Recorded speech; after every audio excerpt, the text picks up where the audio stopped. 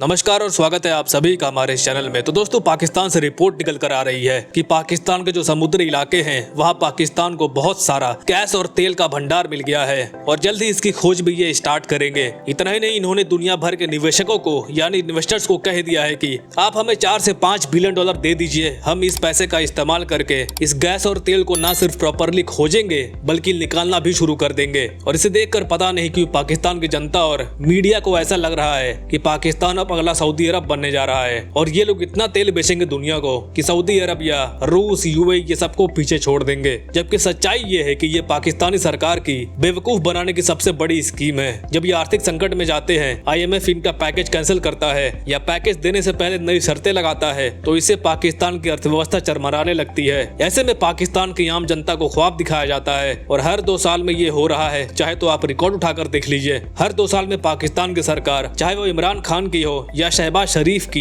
ये कहती आई है कि हमें तेलों का भंडार मिल गया है, कभी बलूचिस्तान में, कभी कराची में, कभी कहीं और। लेकिन मिलता क्या है अंत में? कुछ भी नहीं। इसके बदले ये दुनिया भर के निवेशकों को बेवकूफ बनाकर हर 2 साल में 4 से 5 बिलियन डॉलर उनसे निकलवा लेते हैं, जिससे कि किसी तरीके से अपनी अर्थव्यवस्था और कर्ज चुकाने में इन्हें मदद मिलती रहे। और इससे कुछ दिनों के लिए देश की जनता भी शांत हो जाती है कि कुछ दिनों की ही तो बात है, उसके बाद तो हमारे पास पैसा ही पैसा होगा। और पाकिस्तान के लोग ये नहीं समझते कि चलो इन्हें 1% भी तेल मिल गया, 1% छोड़िए, आप इतना मान लीजिए कि इन्हें इतना तेल मिल गया कि जितना यूएई के पास है, जितना सऊदी अरब के पास है, इसके बावजूद भी इनकी कमाई नहीं हो पाएगी, क्योंकि जितने भी इनके तेल और गैस की कंपनियां हैं, चाहे वो सरकारी हो, प्राइवेट हो, सारी की सारी गिरवी पड़ी हैं। यूएई और सऊदी अरब के शेखों के पास सब में करीबन किसी में 60% तो किसी में 70% की हिस्सेदारी है, सऊदी अरब और यूएई की। तो ऐसे में अगर ये तेल निकाल भी लेते हैं तो उसमें से 60 से 70% की कमाई सऊदी अरब और यूएई ले जाएंगे, वो भी बिना कुछ काम किए। और पाकिस्तान के हिस्से में आएगी 20 से 25%, उसमें से भी आधी सेना के जनरल खा जाएंगे और आधी पॉलिटिशियंस खा जाएंगे और जनता के हाथ में तो कुछ लगने ही नहीं वाला है। लेकिन इन्हें अगर फिर भी सुनहरे सुनहरे सपने देखने हैं तो देखते रहिए,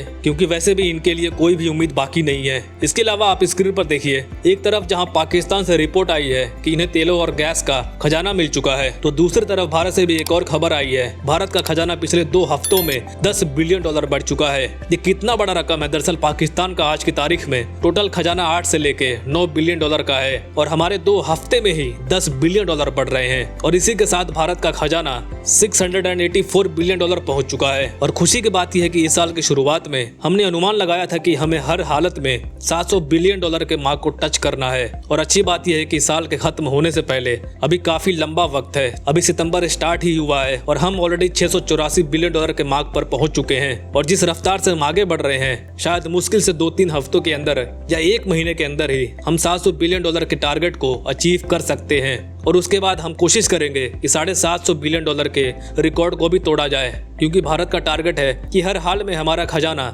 इतना बड़ा रहे कि वो दुनिया के टॉप 3 में आता रहे। और उसके लिए हमें 750 बिलियन डॉलर का मार्क को टच करना ही पड़ेगा।